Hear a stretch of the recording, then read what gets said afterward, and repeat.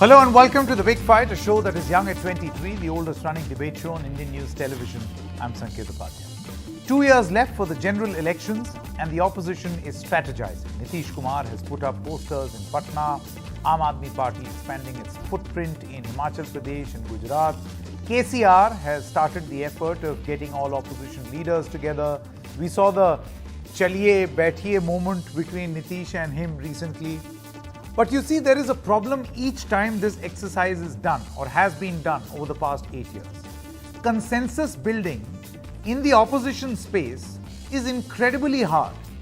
And there are many unresolved issues. For instance, is the Congress the main opposition party or not? Who should spearhead this initiative? Congress or some other regional outfit? Sharad Pawar would initiate sometimes, and we would say Mamata Banerjee also initiating sometimes. Now it's KCR, then it'll be Nitish Kumar. So there is to each its own sort of an arrangement in the opposition.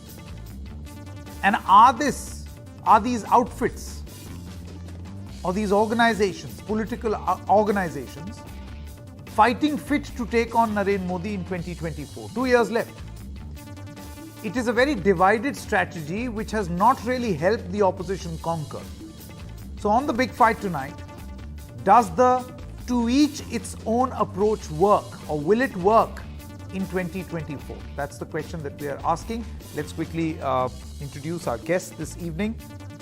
Dr. Manisha Priyam is a political analyst and a researcher. Dr. Vijay Jolly, leader of the BJP. Ashutosh is a senior journalist and political analyst. Ravula Sridhar Reddy, senior leader of the Telangana Rashtra Samiti. And Rohan Gupta, chairman of the social media department and spokesperson of the Congress party. Thank you very much, all of you all, for joining us. We'll begin with you first, Mr. Rohan Gupta. The question is, can an opposition minus Congress or Congress in a muted capacity be imagined? The problem is that if not, then will Congress deliver on what it promises to? See, Sanket, you have to see which party raises the issue against the BJP government. You see, for last 8 years, Congress is the only party, whether it is electoral gain or not, we have raised the issues from corona to economy, from any issue you take, and we have fought very, very sincerely on ground. And apart from that, Congress is the only party which has across India footprint. Yes, winning election, losing election is one side of the coin. Here, the important question is, we have seen Mamata Banerjee's statement just 2-3 days back about RSS. So the regional parties work as per their individual compulsion pertaining to that state. You have to see national perspective, which is the party which has capability to fight BJP, which has been fighting BJP irrespective of whether you are getting electoral gain or not. That is only Congress party. And we have been doing that, and we will be doing that. Important issue, Sanket, here is the Bharat Jodo Yatra, which is Congress party's new initiative. Why that is crucial? Because if you see overall scenario, the hatred is the only issue. Somehow BJP manages that issue and wins the election. Apart from as far as delivery is concerned, they have miserably failed on all counts, whether it is economy, whether it is women's security, whether it is youth, whether it is employment, all the issues they have miserably failed.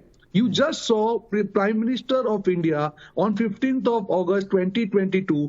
He had already made 5 promises to the country. None of them were delivered on that day. So this is the reality. People know that. But only one issue which we need to counter very strongly is about the communal hatred. If we counter that properly, I am sure when people start thinking about change begins at home.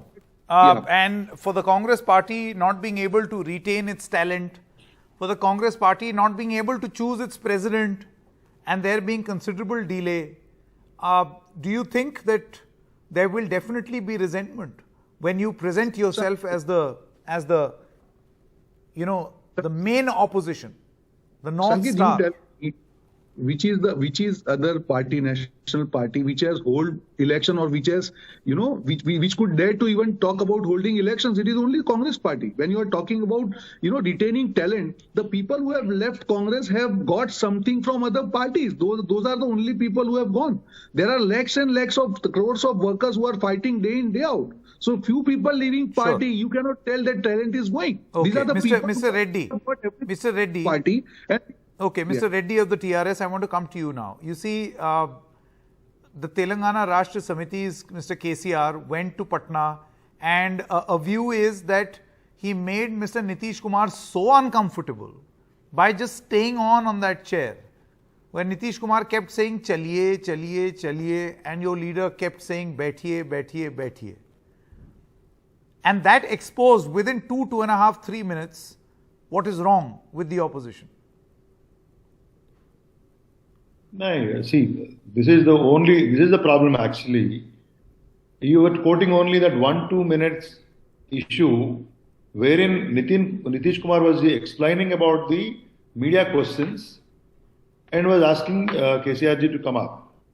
But why don't you look at the meeting which went on for 1 hour before? The entire, media conference and the questions by the media and detailed answers by KCRG. Mr. Reddy, you also know, see, your leader is a smart man. He knew what he was doing. He knew what he was doing. When he saw that Nitish Kumar is uncomfortable, he in fact even acknowledged. He said, "Kyunki inka naam aa gaya is wajah se." And then he kept sitting. The point is, see, there is one way to spin this around, where I see since yesterday it is being said that at least he is holding press conferences. Now that is one way to look at it. At least he is facing questions. But the other way is that all difficult questions remain largely unaddressed. See, not every question will have an immediate answer. At the same time, not every question that is to be answered when it is not required to be answered. Okay. Definitely there will be a right answer in a right perspective at a right time. That is what all about. And I also want you to go through the speech that Nitish Kumar ji spoke yesterday about KCRG, about his capacities as a leader, about his fight in formation of separate Telangana. You see, Mr. Reddy, those are nice things that people say for one another.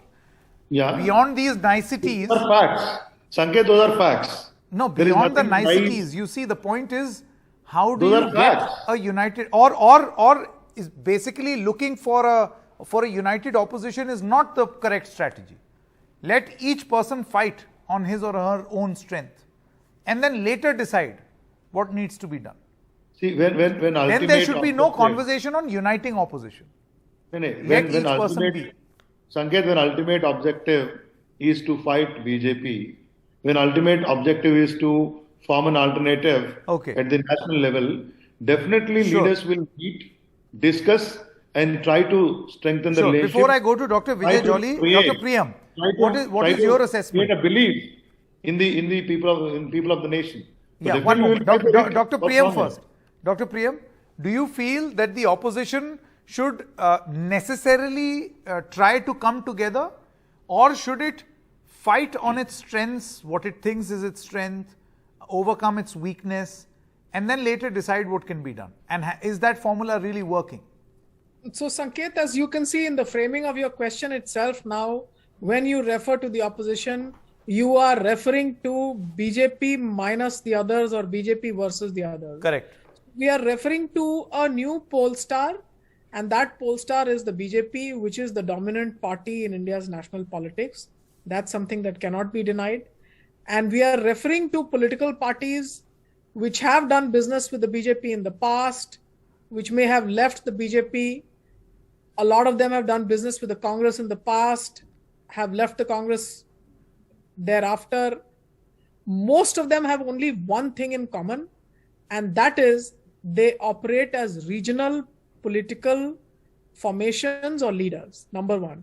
Number two, most of them today have what is called chehre ki rajniti in the state level arena. Now, it's in the second proposition that the opposition has hope, because since liberalization, since Chandrababu Naidu came to power in Andhra Pradesh through a coup, remember, the first one was not through an election, and aligned with the global liberal financials, the World Bank, he turned this into an arena for CEOs in the arena of democracy. And then the Chehre ki Rajniti went on to yield chief ministers that were even within the BJP fold. Remember, Waman Singh, There Okay, we was a seem to Shivraj be Singh losing Chauhan. that There was audio and also video Narendra connection. Modi, Yeah, also- now you're back. Dr. Yeah, P, I'm sorry, so- we lost your audio and video. Yeah, so the point is that it's the chehre ki rajniti where the opposition has some heft. Now, the fact is that Narendra Modi got his way to power, edging out other chief ministerial contenders, also an LK Advani who had been a deputy prime minister, but he did this within the fold of one political party and has got this to a level of dominance. When it comes to a national election, it's been very clear that the voter in India today distinguishes between a national and a state level election.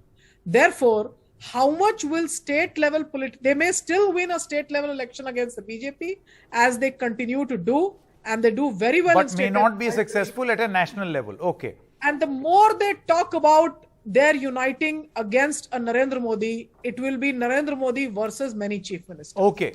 Okay. That's going to be the singular message. Yeah. Ashutosh, your view. Sanket, I think opposition has no other option than to come together. If the opposition don't come together, then I don't see any future for the opposition in 2024. Why I'm saying so? Because, but if they come together, there will be a serious challenge to Mr. Modi, even if he's the best prime minister according to the BJP. If you look at if you look back, if you go back in history, you take the example of the Congress Party. The Congress Party always had more than 40% vote share. You take 52, you take 57, you take 1962 elections. But in 1967, when the opposition unity index was very high, there was a drop of 4%. In 77, again, the opposition unity index was very high. Again, there was a drop of 8% in Congress vote share. In 1989, when the opposition unity index was very high, again there was a drop of 6%. So this was the time when there were hardly any regional Kshatrap except N.T. Ramarao as someone like us. Today there are very well entrenched regional players who do not have anything to do with the BJP, like in Tamil Nadu, in Kerala, in Andhra Pradesh, in Telangana, if you go to West Bengal. So in all these places, there are regional Kshatraps are very powerful in their own domain, which was non-existent when the Congress system was there. So if all the opposition parties, they come together, BJP has got only 37% vote share in 2019, 31% in 2014. So if opposition comes together, if you compare then they'll be able data, to reduce the BJP's vote share climb. They That's can what you're reduce the saying. BJP vote share at least 3 to 4%. If that happens, then the BJP is in the firing line in 2014. Which is what the Bihar 2015 experiment was. Which is what the Bihar experiment was, but it failed. Sanket, And you know, traditionally, if you see, whenever there has been a contest against a very strong dominant political force, it has worked for a very short period of time. 77, 89, then in 96, and then eventually there was, of course, coalition very successfully taken forward by Atal Bihari Vajpayee, and then 2004 to 2010. But we have seen failures also. When opposition ranks come together, but they're not. There is no social glue that keeps them together. Sanket, I think that was an era when coalition politics was not in vogue in Indian political system. 1990 onwards, India has been led successfully by the coalition government. Narasimha Rao did the economic reform. It was a minority government in that sense. It was a coalition government. But that economic reform didn't stop. There's a serious question mark today when in 2014 the BJP got the majority numbers on its own, 2,282 seats, 303 seats.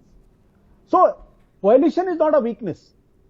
Today, opposition can vouch for a successful coalition government because they have learned lessons from the history. If they haven't learned lessons from the history, then nobody can save them. I'm only putting before you a theoretical position. In that theoretical position, BJP with 37% vote share with 303 seats is vulnerable if opposition comes together and Bihar, Maharashtra and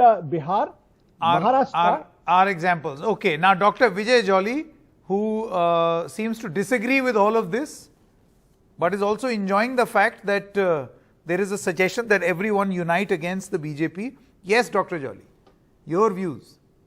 It's very interesting. A fragmented opposition which got roundly defeated not only in the 2014 Lok Sabha election, in which then they were not opposition. As the largest party with 282 seats. And again in 2019, the Bharatiya Janata Party again emerged as the single largest party, winning 303 seats. And here I wish to correct the data of my dear esteemed journalist and ex-Aam Aadmi Party member Ashutosh, that BJP won 303 seats, securing 55.8% of the votes. The Congress, incidentally, which you all refer to as the National Party, has been pegged at 53 seats, only garnering 9.7% of the votes. And the other one state party like Janata Dal U, which was till the other day an ally of the BJP, could only muster 16 Lok Sabha seats with 2.9% vote share. Now, when you talk about the TRS, it won 9 seats with the 1.6% votes. And the Aam Aadmi Party, which contested 40 Lok Sabha seats spanning around 9 states of the country, could only win a single solitary seat in Punjab. This is the state of the opposition, and this is the reason why the people of India have given their mandate roundly in favor of the BJP with a decisive leadership. It is not the BJP which some of the panelists said BJP considers Modi to be the best bet. It is the people of India who have voted in favor of BJP in the Lok Sabha polls as well as in the state assembly poll. And if I refer to the UP election, which sends 80 Lok Sabha seats, BJP Delhi in 2014 was 71 seats, and where the Congress was only 2 seats. And in 2019 Lok Sabha polls, the BJP managed to have 61 seats, whereas the other opposition parties were still in disarray. And this the whole nation has seen in the recently concluded presidential and the vice presidential elections in the country. It is an alliance of those political parties which are only strong in their own states, and they all aspire. Kejriwal says, I will be the prime minister face.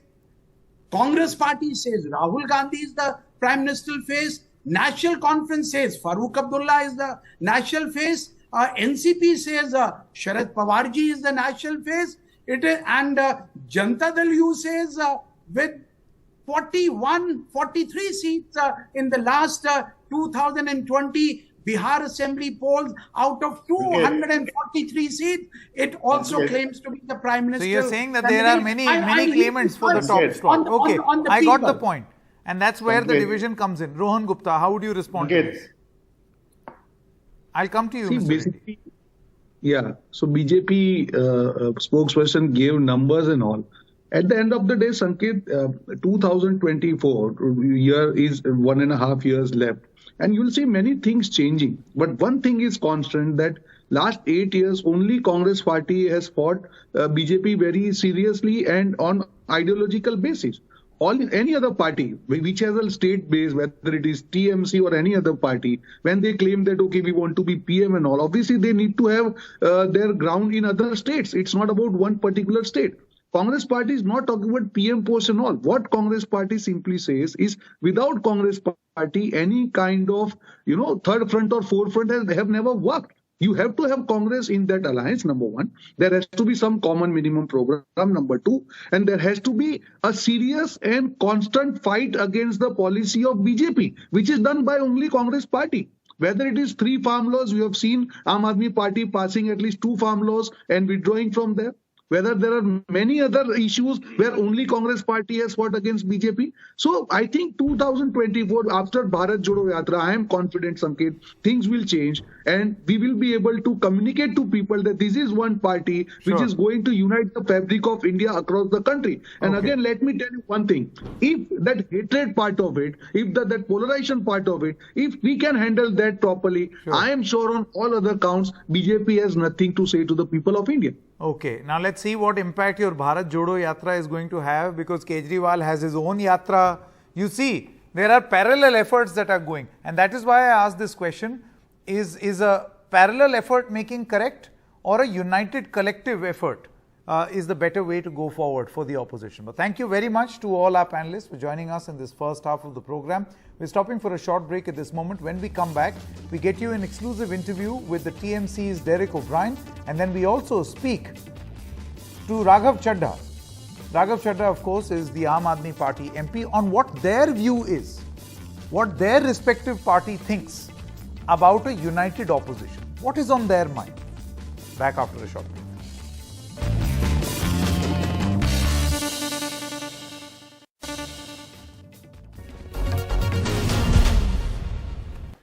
All right, joining us right now is Mr. Derek O'Brien of the TMC. Mr. Derek, thank you very much for your time. Now, only very recently, the ED questioning of TMC's Abhishek Banerjee is over. And let me ask the first question straight, with a political allegation that comes your way, that the TMC has apparently gone soft on the RSS, the Rashtriya Swayam Sevak Sangh, attributing certain comments of Mamata Banerjee, saying that she is buckling under pressure of the centre and central agencies because she wants to protect Abhishek Banerjee. How do you respond, Mr. Derek? I'll give you a one-word answer and then we have to move on, because even answering that question gives it credence, which I don't want to give. The one-word answer is TRASH.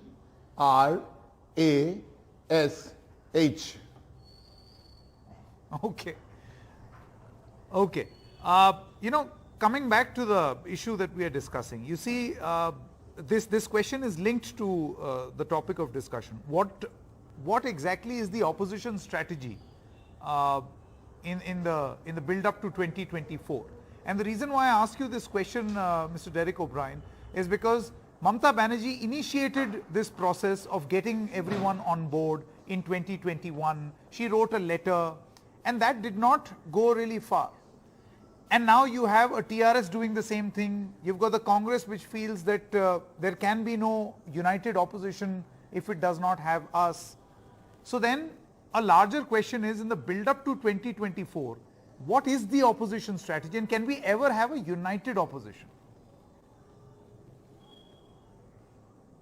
This whole story, Mr. Upadhyay, of a united opposition versus one current Prime Minister is a question and a story and a narrative which only suits the BJP. What is the opposition strategy? Let me try and answer it. Here we go. You take a strong Chief Minister and a competent Chief Minister, and you pit that Chief Minister in 2024 against an incompetent Prime Minister. So you list out and you communicate to people on Human Development Index, how that state has done, on IT, on infrastructure, on industry, and you pitch that Chief Minister, the competent Chief Minister, against an incompetent Prime Minister. So I gave you one example of what a Chief Minister has done. Every state will have many, many examples. I'll take 20 minutes on your program. We don't have time, so I can't tell you about Bengal. But competent Chief Minister. And who do you pitch this Chief Minister against? The incompetent Prime Minister, who makes big, big promises that he'll deliver everything by 2022, that he'll remove housing for all by 2022, bullet train by 2022, agricultural income will double by 2022. Nothing is happening, 4 months to go. And he also makes the promise that after demonetization, terrorism will be removed, counterfeit currency will be removed. So that's the first play. So it really doesn't matter which chief minister is in which state, but they're taking on Mr. Modi. And as I said, competent chief ministers. And of course, the second part to this, which has less of a, if I may use the term, lowest common denominator or mass appeal, but was equally important, is how the BJP and Mr. Modi and Mr. Shah in particular are destroying key institutions of this country. So that's the play. After this happens, and once over the next 1.5 years, we start communicating this is the play. Not to fall into the trap of here is the BJP Prime Minister, who is the one person who will fight that Prime Minister. Since you mentioned the Congress in your question, yeah, it's very clear there also. The Congress and the Congress alone will have to take on the BJP in certain states, starting with Karnataka. And our belief is that the BJP will be in trouble in Karnataka. It's not as easy for the Congress in Madhya Pradesh or Rajasthan. Tough battles ahead, but that's the Congress who are playing their role in opposition, as we say. So it's team opposition in different states versus BJP. I think, you spelled out a strategy, a larger strategy, but Mr. Derek O'Brien, we've seen this happen in the past.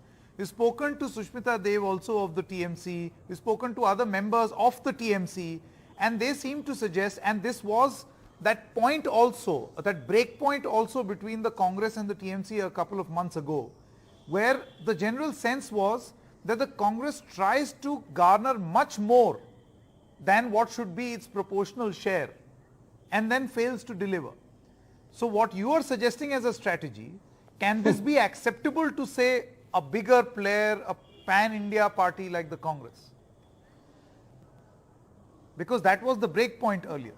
You used a very interesting phrase. What was that? Failed to deliver. If you ever use the phrase failed to deliver, the person who personifies failed to deliver is Prime Minister Modi. I can give you 10 examples of what he's failed to deliver. We are different political parties. TRS have a role to play in Telangana. Trinamool in Bengal now have 22 seats to BJP's 18, actually 23 to BJP's 18. If I take you through the 4-5 states, in Maharashtra, in Bengal, for example, the BJP will be down to below 5. So what does that make it? And I'm going to give you 4-5 states. They are minus 13, minus 14 seats in Bengal. There will be a double-digit minus in Bihar. There will be double-digit minus in Maharashtra. There will be double-digit minus in Bihar, Maharashtra, Bengal. Certainly there will be in Karnataka. So the only gains, if you look at the 2019 results, and I'm willing to concede, they would gain few seats, maybe the AIDMK. I don't know, but they're DMK. DMK will also do very well in Tamil Nadu. So where is this issue, or whether it's a president's election or a vice president election, those are different issues. Because I do believe, and there's no confusion whether you quote a colleague of mine who is supposed to have said something or not supposed to have said something. It's very, very clear. When I mean team opposition, so does AAP have to do in Punjab. AAP decimated them in the assembly elections, and AAP will have to repeat their performance. Delhi is very interesting, and since I mentioned AAP, Delhi is 0-7. There also AAP have been making a lot of noise. They have to deliver seats for team opposition in Delhi. It's interesting, Bihar Mr. is a Derek major, O'Brien, that you major mentioned setback. team opposition. You mentioned team opposition. Am I to assume, and do you feel that the utmost importance needs to be given to this phrase, team opposition?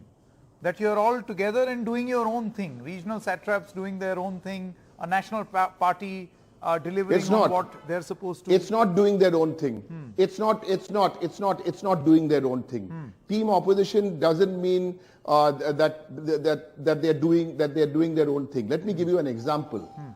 When in Maharashtra, the Shiv Sena, the NCP and the Congress are talking about a Gathbandhan to form an alliance, what is wrong with that? That's the political reality in Maharashtra. Good. We don't need a Gathbandhan. We are going to fight all 42 seats in Bengal. Not because we are not playing the team game, because we've taken on the Congress and the CPM and the BJP together as one, and we've cleaned them out last year in the elections. So when I say team opposition, the definition of team opposition in Maharashtra or in Jharkhand is another good example where there is a team. The CPM, the CPI, the Jharkhand Mukti Morcha, the Congress, they're all together in Jharkhand. So that's the team opposition there. So I think once we get, I think where the BJP wants to go, Mr. Upadhyay, is they want to give the impression that the 2024 election is a done deal. It's not a done deal because there are serious issues on the economy. There are serious issues on an incompetent prime minister who has not delivered. For example, let me give you in Bengal.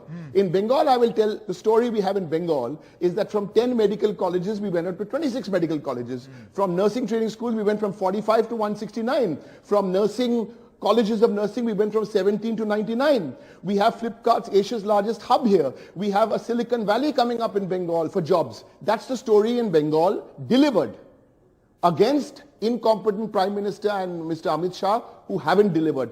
That's the key element for 2024. Sure, fair enough. But my final question, Mr. Derek O'Brien, you see, you mentioned a very interesting thing, a definition to what team opposition means. But you see, Mr. Derek O'Brien, that is going to be seen as your definition of team opposition. Do other opposition team members also have the same definition of what the team means? Like, take for instance the Patna press conference of KCR and Nitish Kumar, where a very important question was asked: what will be the role of the Congress? Who will be the prime ministerial face? And then we saw Mr. Nitish Kumar got a little unsettled. Got it. I saw that video. Who will be the prime ministerial face? If you ask this question to any opposition party, I'm saying the top 10 opposition party, you ask the question, none of them will give you the answer because it's not needed to be given. It's an inconsequential question at the moment. I've already given you the answer at the top of the program. I won't repeat myself. But I think the attitude of every opposition party must be, and let me choose an analogy carefully, on what you cannot be the peacock. And we all know about peacocks and prime ministers make beautiful pictures on photographs in a garden. You need a team of opposition leaders, and I'm sure we have those opposition leaders in team opposition who will want to play the role which was suggested to them by India's only woman and a 3-time chief minister and a 7-time MP. What did she say, Mamata Banerjee? She said she is the squirrel in the garden. If we start with that attitude, that we all have a small role to play because the fight is for a bigger fight. The fight is to save the Constitution of India, and the fight is to remove Mr. Modi democratically by saying that he is incompetent. He makes promises, now 2022 promises, he will deliver. When? 2047. Who will buy the story? All right. Mr. Derek O'Brien, thank you very much for your time, sir. Thank you so much. Thank you.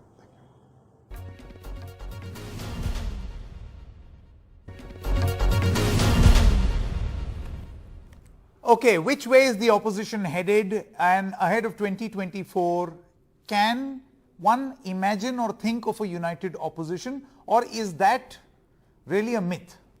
Joining us right now is Raghav Chadha from the Aam Aadmi Party. Now, Aam Aadmi Party, Raghav, is a new kid on the block, is in expansion mode from Delhi to Punjab, the victory that you steered, to Himachal, where you're trying to make some footprints, to Gujarat.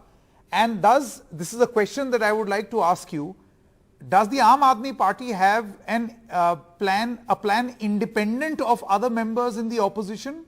Or do you also, when you are ideating, think of a larger strategy or an alliance with other parties?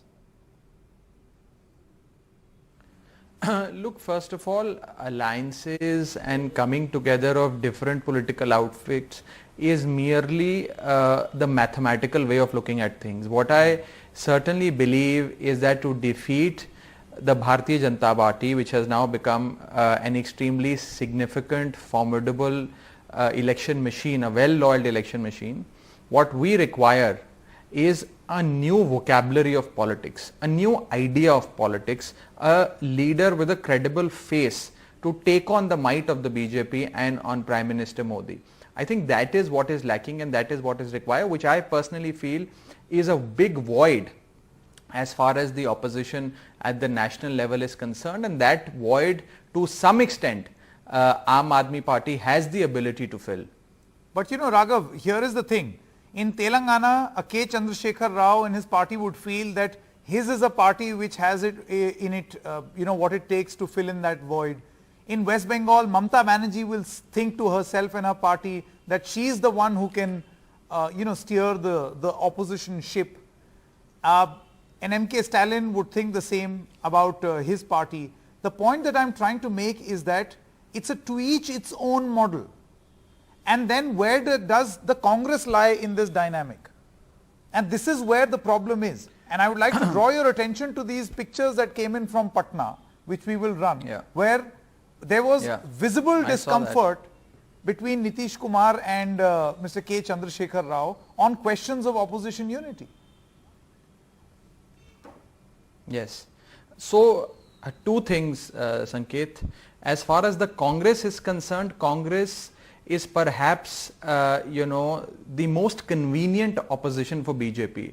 I have said this again and I have no hesitation in saying it once more on your show, that Rahul Gandhi is the biggest asset of Prime Minister Modi. It is most convenient for the BJP to show a Modi versus Rahul contest, because in that case the BJP wins hands down.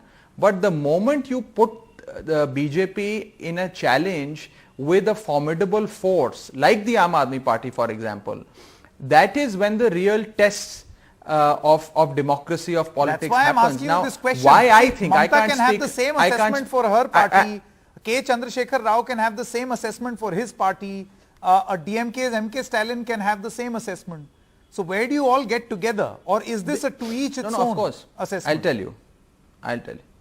Look, notwithstanding all the very well established political leaders that you just named, I can certainly tell you why I think, as a member of the Aam Aadmi Party, that Aam Aadmi Party and Arvind Kejriwal has got what it takes to take on the might of the BJP, and I'll give you 4 or 5 quick points. Sure. Point number 1, Aam Aadmi Party is no more a regional party. It is now a national force to reckon with in every sense of the term. All non-Congress opposition formations, Sanket, are formations, political formations that have an aspect of regionalism in it. For example, the Trinamool Congress, which is very dear to us. Mamata is personally very dear to me, but that political party, of course, has an element of regionalism, the Bengal Asmita, etc. Let's take the example of, the TRS. That is a party that came at the forefront with the bifurcation of Andhra. So therefore, there is an element of regionalism there as well. But Aam Aadmi Party is a political party which is now a force at the national level to reckon with no regionalism elements in it, number 1. Number 2, Arvind Kejriwal is a pan-India face, and Aam Aadmi Party that finds its birth in a national movement, the Lokpal movement, that had a national footprint which caught the public imagination of the entire country, and that is the inception point of the Aam Aadmi Party. Point number 3, Aam Aadmi Party, unlike other political parties, Sanket, does not have a past baggage which most political parties, Congress and non-Congress political parties in the opposition have. Point number 4, I'll come to that. Point number 4, Aam Aadmi Party understands and perhaps, I would say, has perhaps even mastered the new age electioneering that most other political parties apart from the BJP haven't really understood and mastered.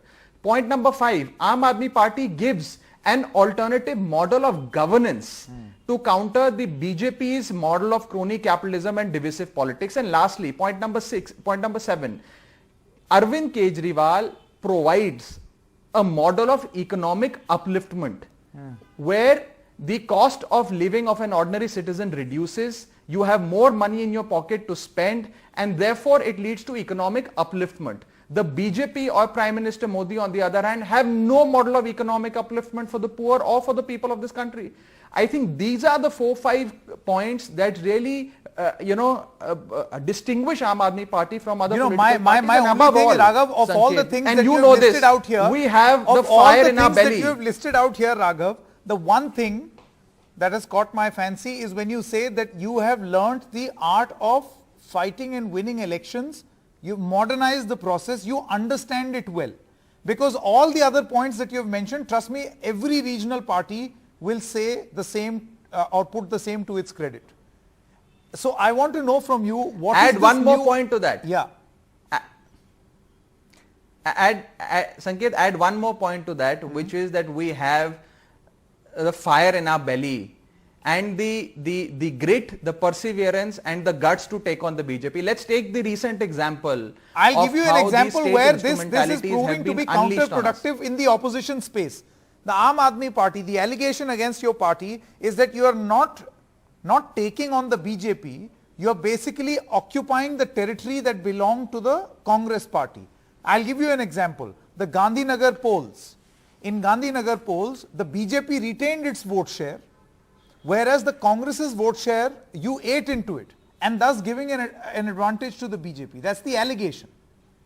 And the allegation is that you will do the same this time around to the BJP in Gujarat. The same thing.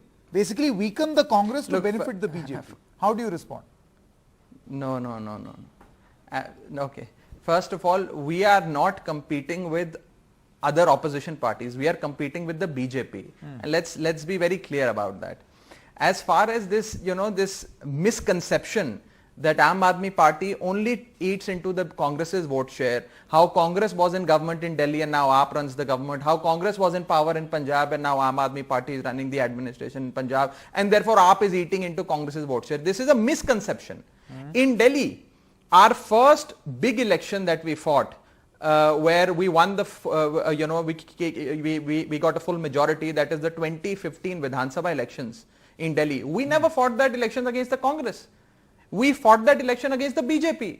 BJP had 32 MLAs. AAP had 28 MLAs in the House. Our principal challenger in Delhi was the BJP. In the 2020 Delhi elections again, we fought the BJP in Delhi. We never fought the Congress. Congress is an irrelevant, inconsequential political force as far as politics of Delhi is concerned. And therefore, I make this point that when AAP enters a new territory or a new political jurisdiction, we eat into the votes of the Congress, we eat into the votes of the BJP, and we eat into the votes of the fence-sitters. So therefore, it is absolutely wrong to say that it is AAP that is eating into the Congress's vote share. However, having said that, I do fundamentally believe that time has come for AAP to become the national and the natural replacement of the Congress party. Congress is too old, about to retire, should retire, and it will be in the benefit of India's democracy if Congress retires. Will this mission which you are on, which you have so articulated right now, be done by 2024? You see, you do not have that national footprint, and the Congress's national footprint has not been erased just yet. Okay, so in a situation like this, with you entering and the Congress trying to revive itself, does this then become some sort of an advantage to the BJP? And do you ever see yourself engaging in a sort of an arrangement where you see a larger bouquet of the opposition coming together? Or is this pretty much your ekla cholo fight? Sanket, first of all, I'm pretty sure a similar question was posed to the then opposition when the mighty Mrs. Indira Gandhi was, a powerful prime minister in the 70s. And when the atrocities inflicted upon the people of India by the then Indira Gandhi government came to a point where a people's movement brought people from across the country, cutting across political ideologies, cutting across caste and religion-based identity groups into one formation which defeated the then Prime Minister, Mrs. Indira Gandhi, who was perhaps even more powerful than the current Prime Minister with a completely compromised judiciary in a back pocket. And yet Indira Gandhi came back in 77. Oh, that's a different story. That's that's the point probably I'm making. Because of the flaws of the then meteoric formation. rise and then a meteoric fall is the message that I get from the 75 or the 77 model that you're making. Sorry, I got the dates wrong. She was uprooted in 77 and then she came back.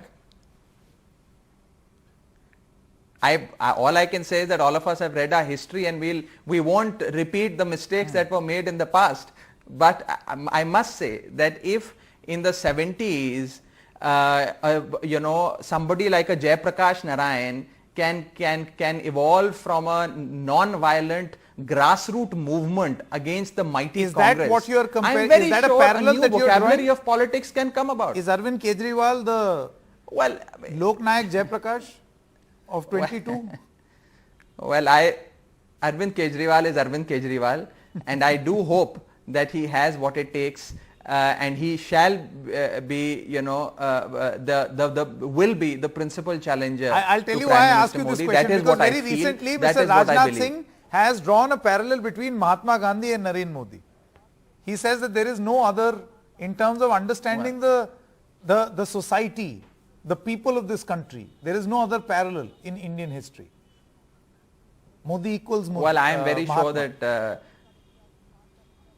I am very sure that the Honorable Defence Minister, Mr. Rajnath Singh, won't say the exact same things if you were to speak with him off camera. Having said that, I think it is unfair to draw a parallel between two politicians or two leaders of this country. I think everyone is unique in its own way.